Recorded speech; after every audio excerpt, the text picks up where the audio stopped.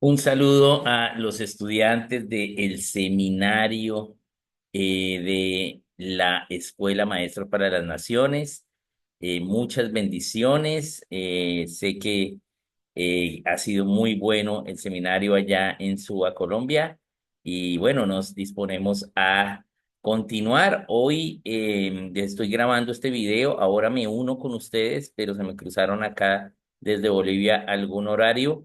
Entonces voy a grabar al inicio y luego estamos en vivo. Bien, muchas bendiciones. Vamos a continuar lo que vimos la sesión anterior. Para ello voy a acá a compartir pantalla con ustedes estamos viendo la línea del pensamiento cristiano. Lo último que vimos es que tanto los Kilkenny como Jim Rose iniciaron vida ministerial. Jim Rose fue el pastor de Bernard Hall, quien fue ella quien recopiló los documentos de cómo inició la nación. Y eh, Jim Rose, pionera del primer colegio cristiano con educación provincial en 1978 en Palo Alto, California. Bien, luego, eh, entonces los Kilkenny inician la Escuela Maestros para las Naciones en el 80. Ya en el 79 habían pionerado el segundo colegio cristiano con educación provincial en 1979 en Tyler, Texas. Bien, bien.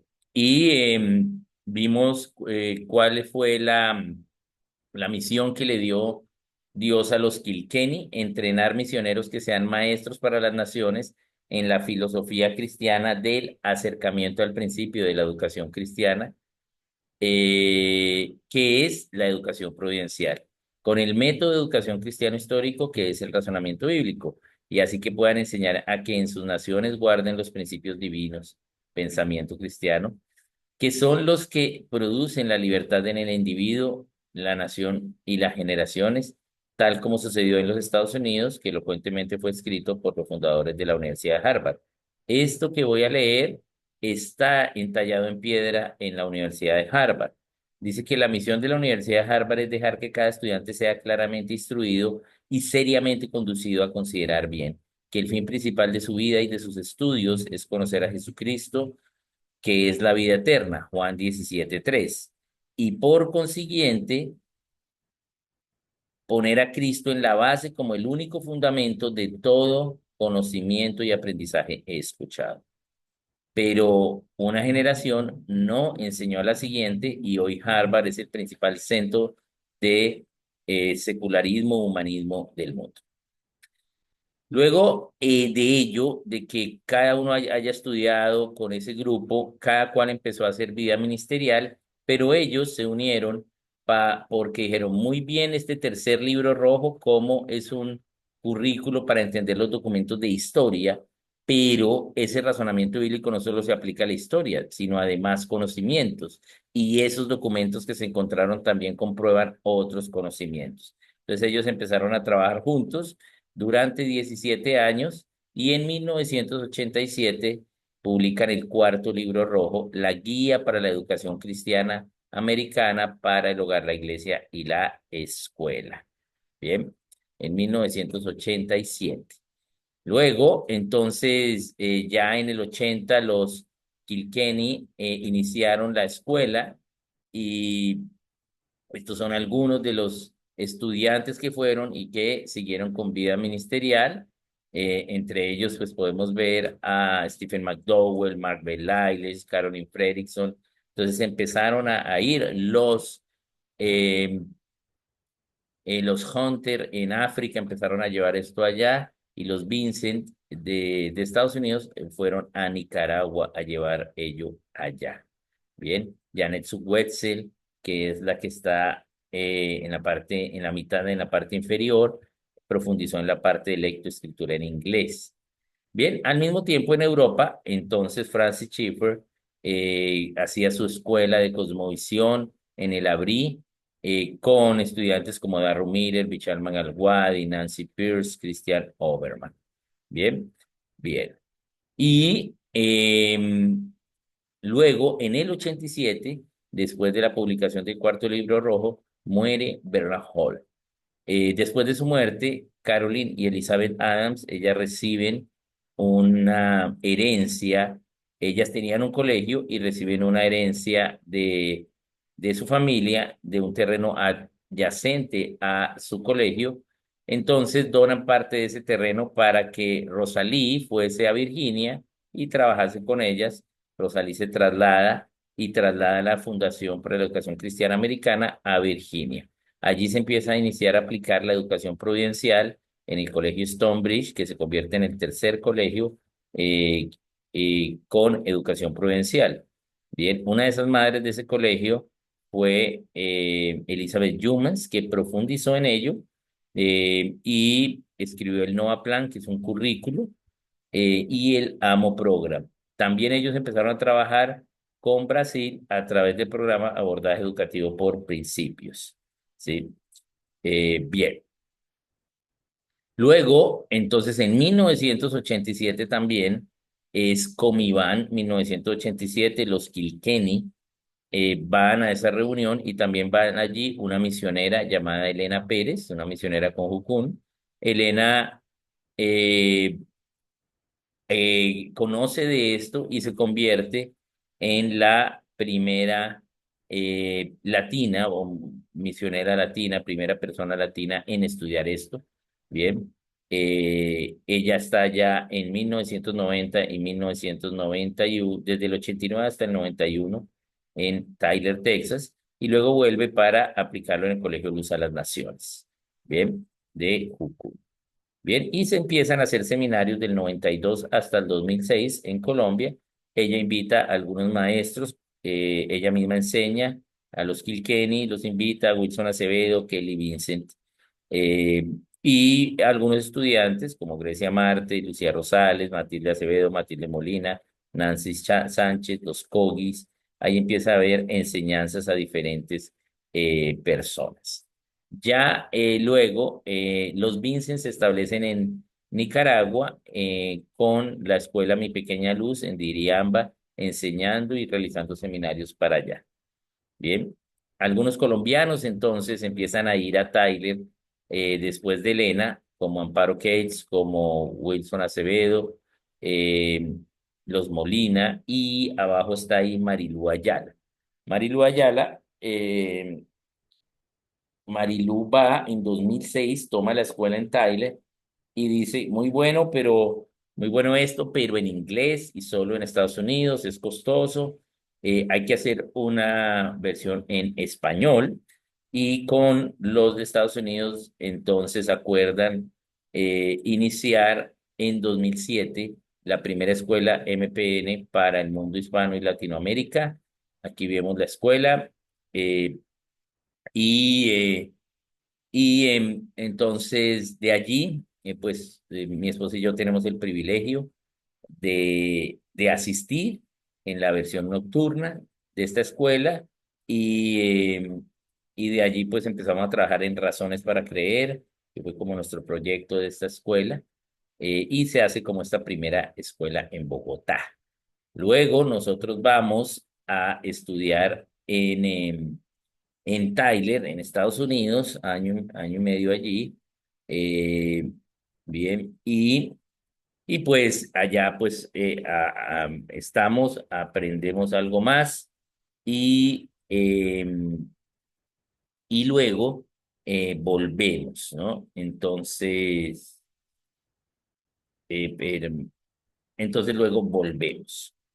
Y ya volvemos a Colombia y junto con Luis Fernando Agudelo formamos Educación con Bogotá, Luis Fernando Idilia, con énfasis pues hacia la educación en el hogar y se inicia el Centro Educativo Herencia Cristiana Sur en 2014. Ya en 2015 entonces se hace una escuela MPN en Bucaramanga, ahí vamos a ser parte del equipo que la realiza y también se hacen algunos seminarios en Perú, Chile y Ecuador y se inicia el Centro Educativo Herencia Cristiana Bucaramanga. Bien, bien, también. Y luego, en el 2016, Mr. Kilkenny es ascendido al cielo. Y la MPN que íbamos a hacer en el 2016, que él iba a coordinar, pues ya nos tocó a nosotros hacerlo. Y se hace una MPN en Bogotá nuevamente, la segunda en Bogotá en 2016. Acá tenemos los estudiantes, algunos de ellos, y los proyectos que se inician, los ministerios que se inician a partir de esta, esta MPN. Entonces se inicia un centro educativo en Soacha, se empieza a trabajar educación en Buga, las escuelas de gobierno civil, y la escuela de inglés provincial y el trabajo de familias en La Verdad. Bien. En 2016 se hace una escuela MPN en Medellín. De esa escuela, entonces, sale el proyecto de eh, hacer, hacer la escuela de gobierno virtual, de gobierno civil virtual y los campamentos con toda tu mente. Eh, en 2017 eh, se va a Brasil a hacer algunos seminarios. 2018 se hace otra tercera MPN en Bogotá en 2018 con diferentes aplicaciones. Hay algunas aplicaciones en Homeschool, madres que aprenden allí. Se inicia la escuela ECPEC, el Centro Educativo El Único Camino en el norte de Bogotá. Y eh, se hace un énfasis ya en lectoescritura providencial y alfabetización providencial, y se inician las escuelas Ser Padres en la Iglesia Misión Vida y Libertad. Bien, bien. También se inicia en 2018 el trabajo con Venezuela, eh, haciendo la Escuela de Liderazgo Global y en su primera promoción. Bien. Luego, entonces, se hace otra escuela de MPN en Bogotá en 2019. Bien. Y en La Calera. El seminario se hace en La Calera. Bien. Bien. Y de allí, entonces, sale el proyecto Diseños del Reino para trabajar hacia Bolivia. En 2019, entonces se hace una mini escuela en Venezuela de 3 semanas intensas, clases mañana, tarde y noche, con las misioneras Onay Salulín y Chely Petit. Y en el segundo semestre de 2019 se hace la primera MPN para Venezuela. Entonces ahí tenemos los estudiantes allí. Bien. Bien, luego también se sigue el trabajo con la LG en 2019, haciendo la segunda promoción de estudiantes, que es aprender estos temas de la MPN para jóvenes que van ahí, que trabajan en diferentes áreas por ciudades y también en las universidades. Bien, luego. En 2020 viene la pandemia, teníamos programado hacer una MPN en Bogotá también, pero se hace un diplomado online de la escuela, teniendo más de 200 estudiantes y de más de 14 naciones allí. Entonces se comparte un poquito la visión a otras naciones en 2020. 2020 se hace la tercera Escuela de Liderazgo Global en Venezuela, y se inicia el Ministerio MODU, que es con la Escuela de Cosmovisión Bíblica, curso básico 01. Se hacen 10 cursos, que es para enseñar cosmovisión a los universitarios. MODU quiere decir Ministerio, eh, no, Movimiento de Discípulos Universitarios. Bien, bien. En 2021 se hace una MPN en Venezuela y en Bogotá. En Venezuela se hace de nuevo en el primer semestre y en Bogotá en el segundo semestre. Acá tenemos los estudiantes de Bogotá y de Venezuela. Bien, allí. Y en 2022 se inicia un trabajo en San Andrés, eh, llevando la educación provincial a San Andrés, isla en Colombia. 2022 se hace otra MPN, esta en modalidad online desde Puerto Ordaz, Venezuela, y se hace una presencial también en Venezuela, en Maracaibo. Bien, bien. Allí entonces, pues, nace también el Centro de Pensamiento Venezuela, y en 2023 se inicia el trabajo con Bolivia, con Ministerios Diseño del Reino y Jucum Bolivia, bien, con las enseñanzas Transformando Bolivia 2023. Bien, bien. En 2023 también se hace, en el segundo semestre, una escuela MPN en Bogotá, y también otra en el Amazonas venezolano. Bien. Entonces se hacen dos escuelas y el trabajo se inicia el trabajo con Bolivia.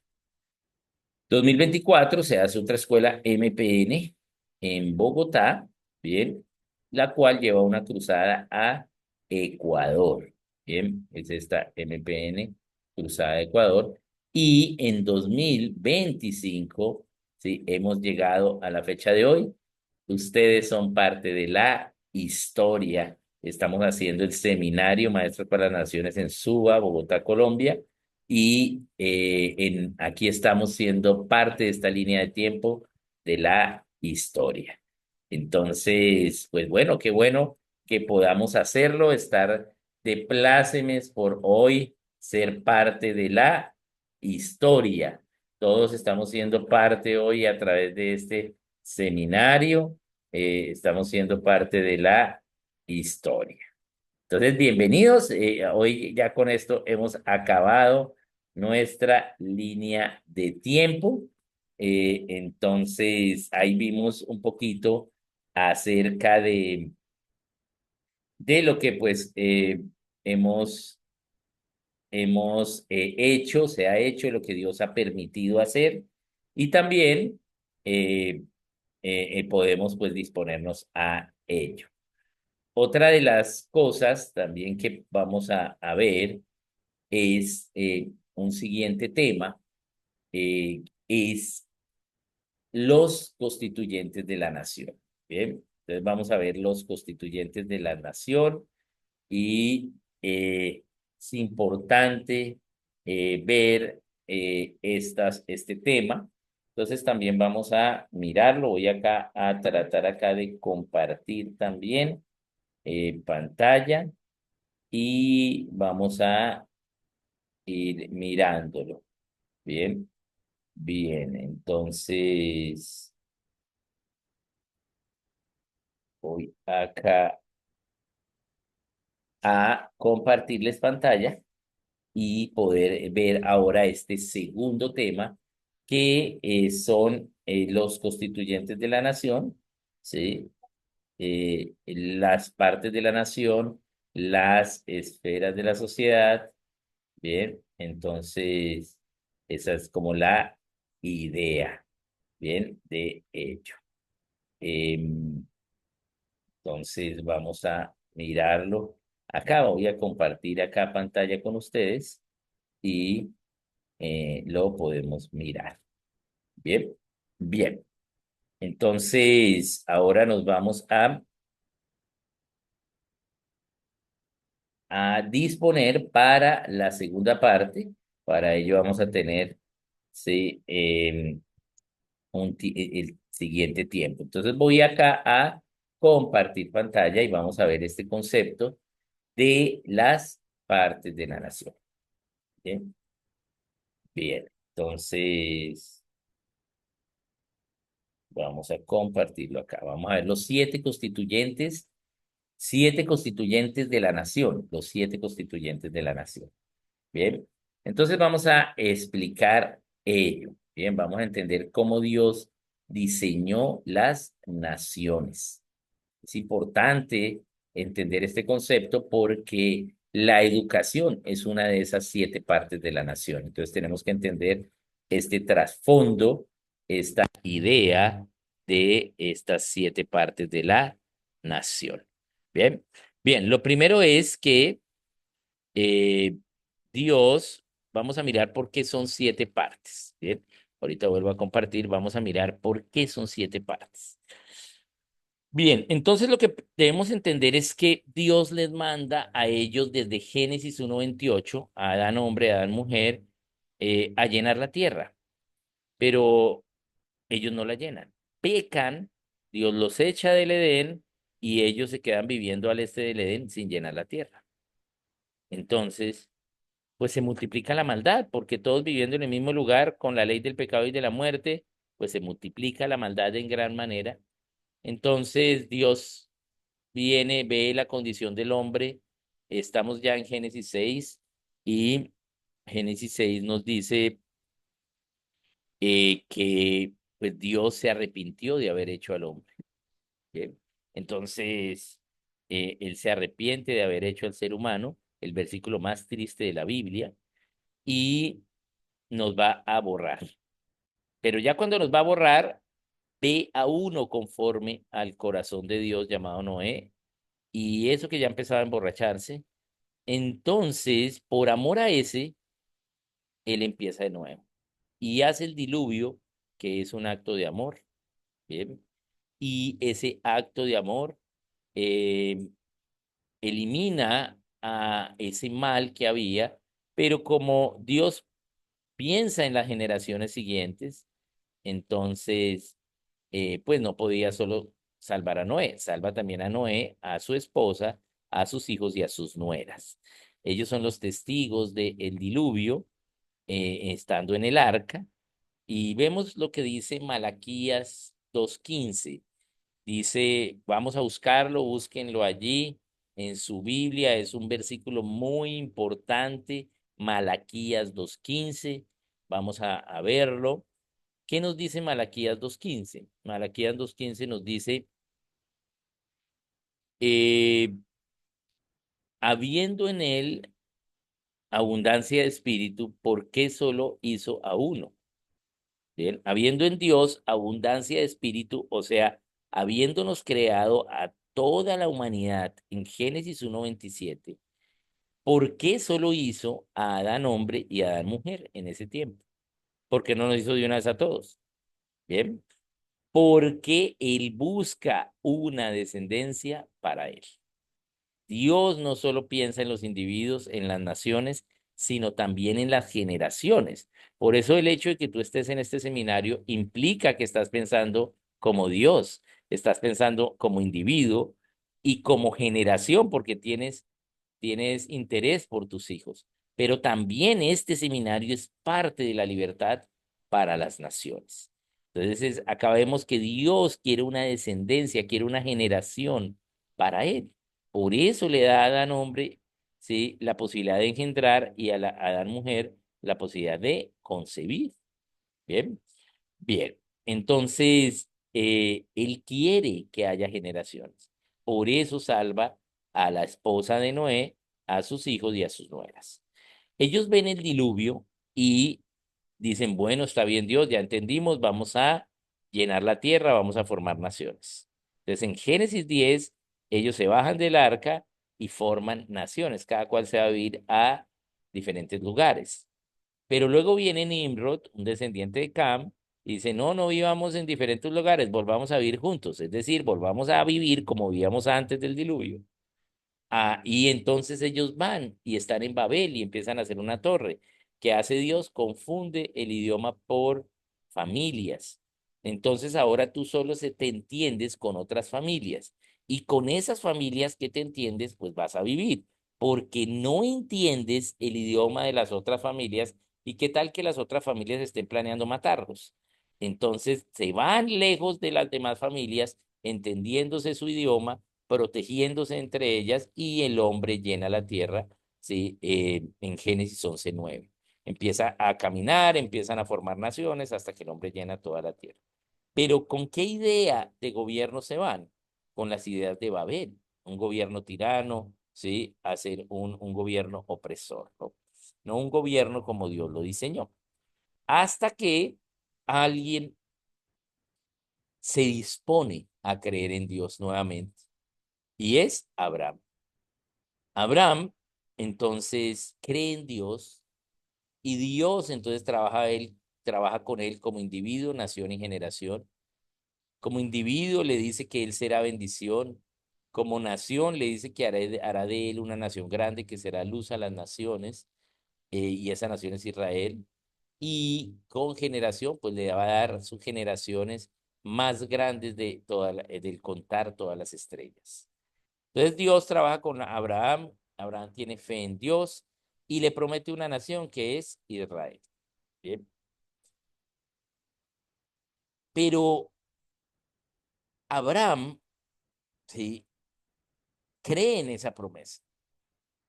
Y Dios le promete esa nación, pero Dios inicia esa nación con el nieto de Abraham, que es Jacob, ¿sí?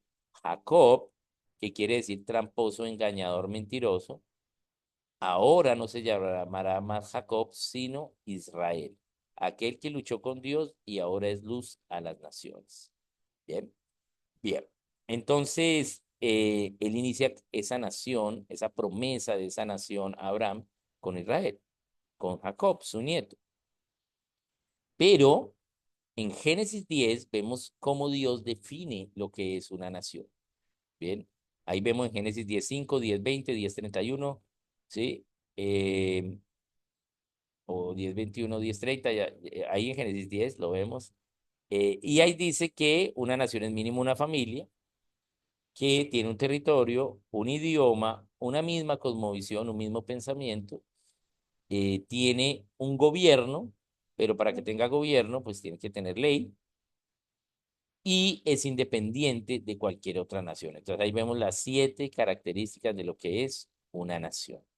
Bien, una nación no son los países son acuerdos políticos de naciones. Bien, bien. Entonces, en la nación Colombia, eh, eh, solo hay colombianos, pero en el país Colombia hay 109 naciones. Una de esas naciones es la nación colombiana, pero el otro 7% de ese país, porque la nación colombiana es 93%, son las otras 108 naciones, como la nación Kogi, la nación Muisca, la nación Arahuaca, bien, la nación Embera, bien, estas naciones indígenas. Entonces, eh, eso es una nación. Entonces, Dios le promete una nación a Abraham. Abraham, vemos en su descendencia que era descendiente de Sem. Abraham vivía en Ur, vemos en Génesis 10 hacia dónde se fue a vivir Sem, y entonces Abraham era semita. Uno de los descendientes de Sem, ascendiente de Abraham, ¿sí? Es Eber. A Eber, Dios les reveló dos conocimientos muy importantes. Le reveló la aritmética y el lenguaje. Por eso el lenguaje de estos semitas era el hebreo. Bien, porque se lo reveló a Eber. Bien, el lenguaje de los siriacos, ¿sí? Era el arameo, pero a estos semitas le reveló fue el hebreo, porque a Eber le reveló el lenguaje y también le reveló la aritmética. ¿Sí? En la aritmética aprendemos a agrupar por conjuntos, ¿sí? Por cantidades de unidades. Nosotros hoy en Occidente, en el mundo en sí, agrupamos en base 10. ¿Por qué? Porque es la forma más práctica para hacer los cálculos. Entonces siempre agrupamos en base 10. Una reunión de 10 unidades, un grupo de 10 unidades se llama decena. Bien. Pero cuando vamos al mercado, a la plaza de mercado, entonces, ¿qué pedimos? Ya no pedimos agrupaciones en base 10, sino queremos ya no decenas, sino docenas para que nos regalen dos. Entonces, por eso en el mercado trabajamos agrupaciones por docena. Bien, un grupo de 12 unidades, un conjunto de 12 unidades se llama docena. Un conjunto de 25 unidades se llama arroba. Por eso el internet, el correo electrónico, pues tienen arroba porque agrupan de a 25 unidades de bits de información. Bien, o por eso como podemos comprar una arroba de papa. Bien, bien, que es un grupo de 25 kilos. Bien, bien. Entonces, esos son diferentes unidades de agrupación. ¿Cómo se llama el grupo de 7 unidades? El grupo de 7 unidades se llama semana. Se llama semana porque Dios a los descendientes de Sem les reveló la aritmética en grupos de 7 unidades, en agrupaciones de 7 unidades. Una semana es una agrupación de 7 unidades. No solo tenemos semana de días, sino también semana de personas, semana de vasos. Bien, eso es semana porque fue la forma aritmética que Dios le dio a los semitas, es decir, a Abraham. Entonces, para ellos, 7 era la agrupación máxima, por lo tanto, 7 es que algo se ha completado. Por eso tenemos tantas veces el número 7 en la Biblia y se asemeja a Dios. ¿Por qué? Porque no se necesita más, ya se completó, ya está perfecto, ya está lleno. Entonces, ese es el número 7. Por eso el número del hombre es 6, que es lo más parecido a el número 7, que es el de Dios, ¿sí? Porque para los semitas, pues 7 es se llenó. ¿Bien? Entonces, Dios va a trabajar con ellos como nación y les va, pero para que sean nación, tienen que tener ley para que puedan hacer un gobierno. Entonces, Dios les va a dar leyes. Resulta que Dios tiene que probar a ver si Jacob tiene la misma fe de Abraham, de hacer una nación. Recordemos que ya Isaac dudó un poco en esa fe, prefirió irse a vivir lejos de su padre, en lugar de vivir en Beersheba, se fue a vivir al Negev, al desierto del Negev, y no se quiso casar todavía hasta que su papá fue y le buscó esposa. Bien, bien. Pues tenían que hacer nación, tenían que tener descendencia. Pero ya Jacob, hijo de Isaac, pues tenía que ser probado. ¿Cómo lo prueba Dios a Jacob? Pues hace que no llueva. Entonces hay hambruna. Jacob entonces dice, pues tiene dinero, pero no hay cómo comprar comida, y pues él es la familia de apellidos tramposo, mentiroso, engañador. Entonces, pues ¿quién le va a dar comida a él? ¿Quién le va a vender? Nadie. Pero él escucha que en Egipto hay comida, entonces quiere ir a Egipto, pero dice, no, ese viaje es muy lejos, sí, hay que atravesar el desierto, yo voy, pero con Dios, lucha con el ángel, ahí él prueba su fe, muestra su fe, por lo tanto, Dios le cambia el nombre, ya no serás tramposo, mentiroso, engañador, Jacob, sino ahora serás Israel, el que luchó con Dios, y ahora será luz a las naciones. Entonces ahora se llama Israel. Y entonces él llega a Egipto, pero cuando llega a Egipto resulta que su hijo es el vicegobernador de Egipto. Bien. Y a Jacob le gusta el socialismo egipcio, comer gratis sin trabajar. Pero ¿cuál es el principio? El que no trabaje, que no coma. Entonces, comer gratis sin trabajar, se queda en Egipto, pierde la promesa de la tierra prometida y la desobediencia, ¿sí?, de Jacob, de que el Estado le dé comida, ¿m?, de que el Estado le dé bonos, le dé subsidios, entonces causa 430 años de esclavitud. Bien, bien. Entonces ya después con Moisés, Dios entonces libera al pueblo y ya entonces le va a dar ley para que puedan ser nación. Entonces le da ley a Moisés y a Moisés le da ley para la nación. Bien. Entonces esa ley para la nación, aquí lo vamos a ver ya en la página compartida, se la da en 7 códigos de leyes. ¿Por qué 7? Porque para ellos como hebreos, pues 7 era, se llenó, se completó. Entonces lo que vemos en el Pentateuco es que Dios da la ley en 7 códigos de leyes. La tradición dice que Moisés las escribió en tablillas verticales, estas 7 códigos de leyes. Bien. Y entonces Moisés escribió las leyes. Lo que vemos es que Dios dio leyes eh, para la familia, para la religión, para la educación y ciencia, para la economía, para comunicar, para celebrar y para el gobierno civil. Bien. Esas 7 leyes que Dios dio, ¿sí?, fue para la nación. Entonces, si una nación tiene estos 7 códigos de leyes, ¿sí? Porque Israel es el ejemplo para ser nación, o sea, ¿qué es una nación? Entonces, quiere decir que una nación tiene 7 partes. Y estas 7 partes se llaman los 7 constituyentes de la nación, las 7 esferas de la sociedad, las 7 montañas, los 7 montes, las 7 áreas de influencia. Bien.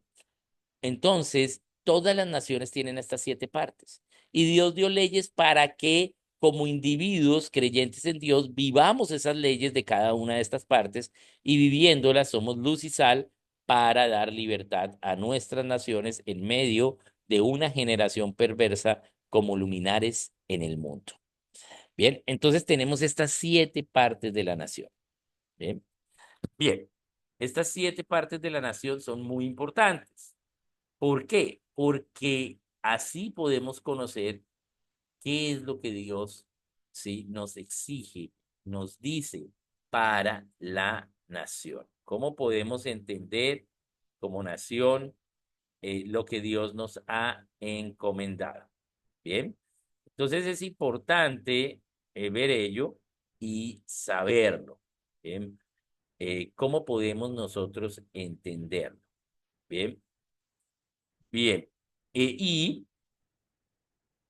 eh, él le da leyes a Israel y Israel entonces pues empieza a vivir esas leyes. Bien, bien, pero también empieza a desobedecer esas leyes. Y entonces esa desobediencia a las leyes pues causa esclavitud también allí. Bien, pero pues a la larga Israel va más o menos allí, sí, a pasos ahí no tan rectos, pero pues no logra toda la libertad porque no obedece. Por ejemplo, en gobierno civil, Dios le dice a ellos que tienen que hacer una república, pero ellos no quieren hacer una república, sino quieren tener un rey, ¿sí? Entonces pues pierden libertad. Y así sucede con esto. Ya entonces, cuando llega el Señor Jesucristo, ¿bien? Entonces, pues podemos ahora sí quitarnos, Él nos quita la ley del pecado y de la muerte, nos quita la ley del pecado porque nunca pecó, pero se hizo pecado por nosotros, Él tomó todas nuestras transgresiones y se hizo pecado por nosotros, tomó todos nuestros pecados, siendo Él inocente como un cordero inocente, bien, y pues la paga del pecado es muerte. Entonces murió y con muerte de cruz, bien, y venció entonces la ley del pecado. Porque ¿cuál era la ley del pecado? Que todos van a pecar, ¿sí? Pero el Señor Jesucristo no pecó, ¿bien? Y vence la ley del pecado. Muere y resucita y vence la ley de la muerte. Nosotros teníamos la ley del pecado y de la muerte sobre nosotros, pero el Señor Jesucristo no la quita. Bien. Y ahora nos da la ley cristiana, la ley del espíritu de vida en Cristo Jesús. Bien. Y ahora con esa ley cristiana, pues podemos obedecer los principios de Dios para cada una de estas partes de la nación. Entonces, ¿qué sucede? Empiezan los cristianos como individuos a vivir lo correcto. Esta iglesia primitiva empieza a vivir lo correcto en la familia, en la religión, en la educación, en los medios, en el gobierno civil, en las artes, deportes. Bien, bien. Y empezamos a ser luz para la nación, en este caso, el Imperio Romano. ¿Bien? Entendiendo que todos estamos en estas esferas, todos, ahí vemos en el dibujo el individuo y alrededor eh, estas esferas que van protegiendo al individuo, ¿bien? En el orden correcto como lo van protegiendo. Tal vez no todas aquí en el dibujo tienen el mismo espesor, pero no deberían tenerlo porque la familia, pues es donde más trabajo hay, donde debe ser más ancha y de un material delicado, mientras que la última, que es el gobierno civil, pues debe ser más delgada porque es donde menos trabajo hay, bien, y debe ser fuerte para proteger a todas las otras, de acero para proteger a las otras. Entonces, todos estamos en todas estas esferas, no hay ninguna más importante que otra para una nación, todas son interdependientes y todas se necesitan a sí mismas. Si no trabajo en alguna, no hay libertad en la nación. ¿Sí? Son complejamente irreducibles, necesito trabajar en todas. Bien, bien. Entonces, los cristianos empezamos a practicar estos principios de Dios en, como individuos en las partes de la nación. ¿Y cuál es el resultado cuando tú obedeces los principios de Dios? Pues libertad. Y conoceréis la verdad, y la verdad os hará libres. Bien, libertad, prosperidad. Entonces, la iglesia, aunque era perseguida, sí, cada vez hay más cristianos. ¿Sí? Y empieza a haber más libertad. Bien, eso es. Y empezamos los cristianos a ser los líderes de cada una de estas partes. Cuando vas a la historia ves cómo fueron los cristianos los que hicieron las primeras universidades, los primeros hospitales, los primeros colegios. Bien, siempre fueron los cristianos. Entonces empezamos a ser los líderes en cada una de ellas. Pero sucedió algo. ¿Mm? Bien, sucedió algo. Perdimos en una generación este liderazgo. ¿Cómo perdimos ese liderazgo? Bien, es lo que hay que ver. Y lo perdimos, bien, eh, y lo perdimos a través de dos libros y dos dogmas. Entonces vamos a mirar qué fue lo que sucedió. Bien, dos libros y dos dogmas. Somos los líderes desde que Cristo viene hasta los mediados de los 1800. Bien, ahí perdemos el liderazgo, pero tengo que explicar por qué fue que perdimos el liderazgo. Bien, ese liderazgo entonces se pierde por dos libros y dos dogmas. Vamos a mirar. Entonces, el primer libro es el libro Los Anales del Mundo. Este libro es un libro que hace James Ussher. Bien, y James Ussher, sí, hacia inicios de los 1600, hace este libro y él es el prelado de Irlanda. ¿Qué es esto? Resulta que John Wycliffe inicia el movimiento puritano en 1382 al traducir la Biblia al idioma inglés. La Biblia era prohibido leerla y prohibido traducirla, pero él la traduce para que la gente sepa lo que dice la palabra de Dios y se dé cuenta que la iglesia de Roma es corrupta. Bien, bien. Y empieza el movimiento puritano. Ese movimiento puritano, pues la gente empieza a saber de la Biblia y empieza a ver que Roma es corrupta y termina, o bueno, no termina, causa la independencia religiosa de Inglaterra. Bien, en Canterbury, los arzobispos dicen, no vamos a obedecer más a Roma y inician, sí, una independencia religiosa. Luego, el rey, pues, los va a perseguir porque el rey es fiel al papa.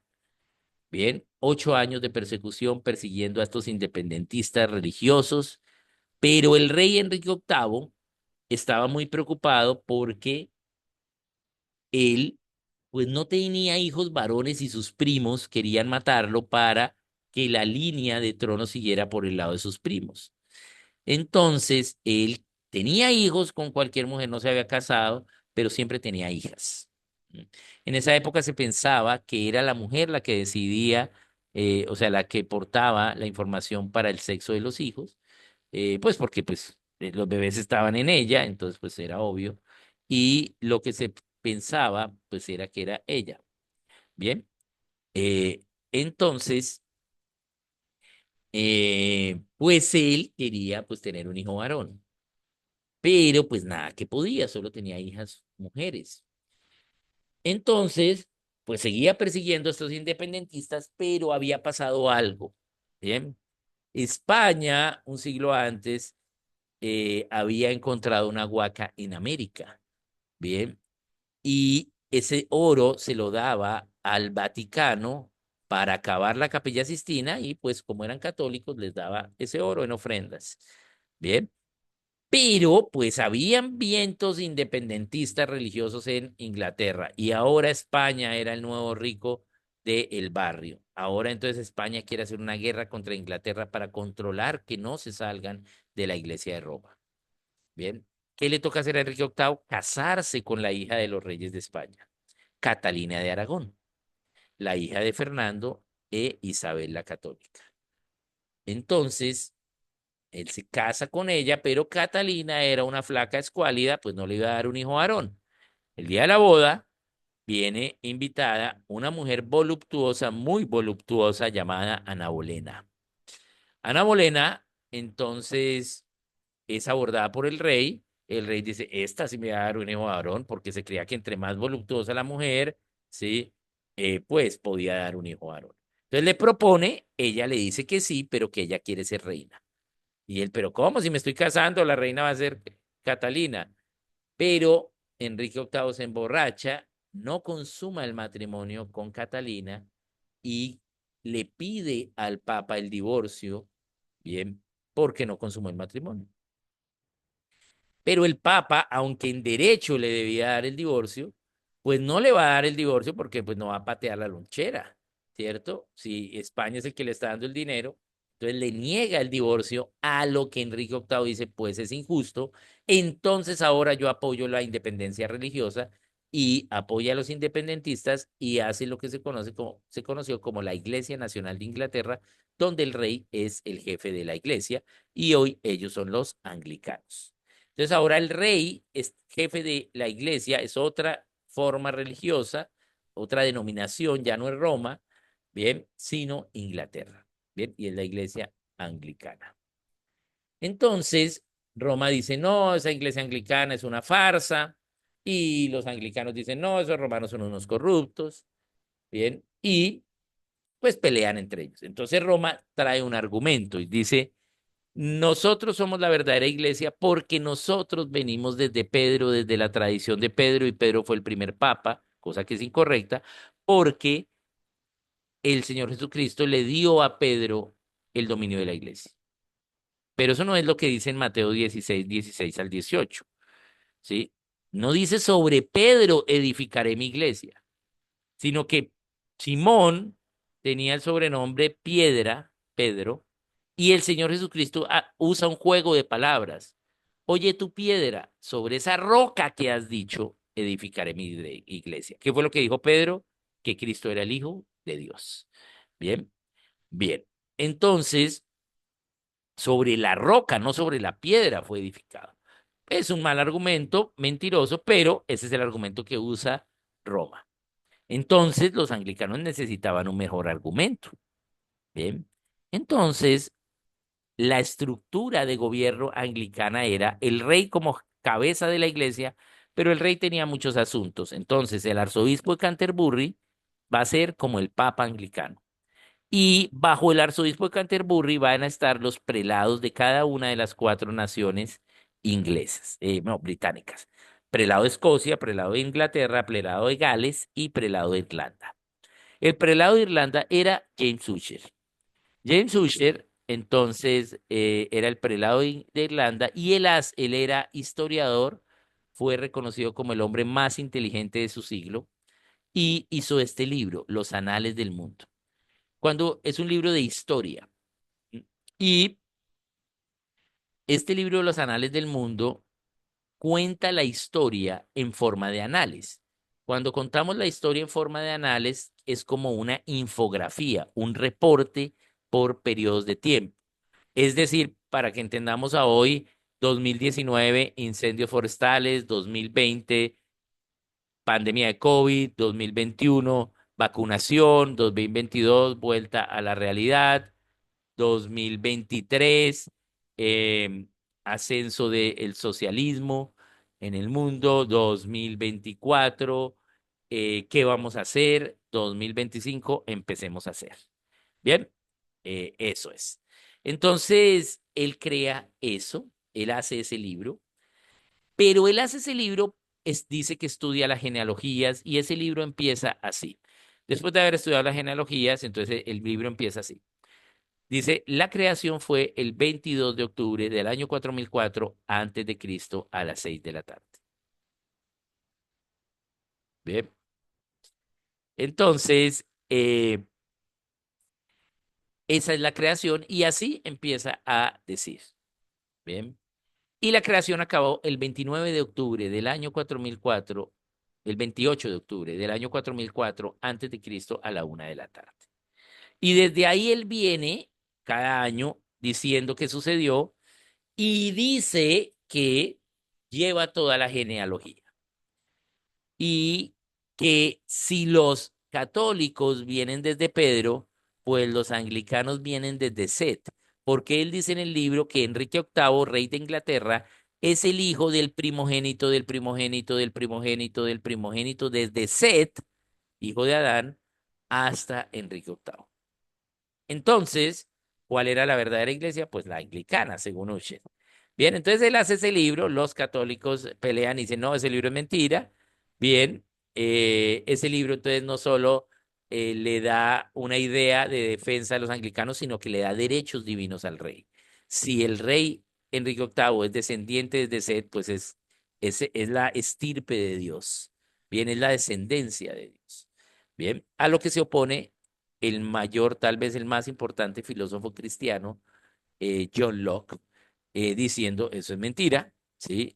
Nadie tiene derechos divinos, todos somos seres humanos, y hace sus dos tratados de gobierno civil. Bien, bien. Pero ellos pelean, duran ahí unos años peleando y a la larga cada cual sigue por su lado y se olvida esta pelea. Hasta que se publica otro libro, El origen de las especies, de Charles Darwin. Bien.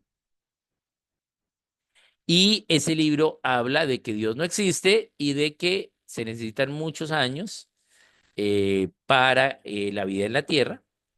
Y es una teoría, la teoría del origen de las especies. Bien, bien. Entonces, esto es publicado en 1859. En 1859 se publica a lo que la iglesia hace un dogma. La iglesia era líder en las 7 esferas de la sociedad. Éramos los líderes en educación, los líderes en gobierno, los líderes en economía. Pero la iglesia dice, no, Darwin es mentira, porque la creación fue el 22 de octubre del año 4004 antes de Cristo. Le dan el valor de verdad a Ussher, ¿bien? Y eso es lo que se llama dogma. Bien, un dogma es darle el valor de verdad a algo sin evidencias. Entonces, toda la iglesia católica, protestante, evangélica, copta, toda hace esto y le da el valor de verdad a Ussher y deja de enseñar lo que dice la Biblia, sino lo que enseñó Ussher en su libro. Bien, por eso, entonces, enseñamos que Dios acabó la creación el día sexto y el séptimo descansó. Pero eso no es lo correcto, eso no es lo que dice la Biblia. Cuando leemos Génesis 2:2, vemos que Dios acabó la creación el día séptimo, no el día sexto. Bien, entonces enseñamos lo de Usher, ¿por qué? Porque hicimos un dogma. Bien, entonces, cuando haces un dogma no tienes cómo defenderlo, no lo puedes defender.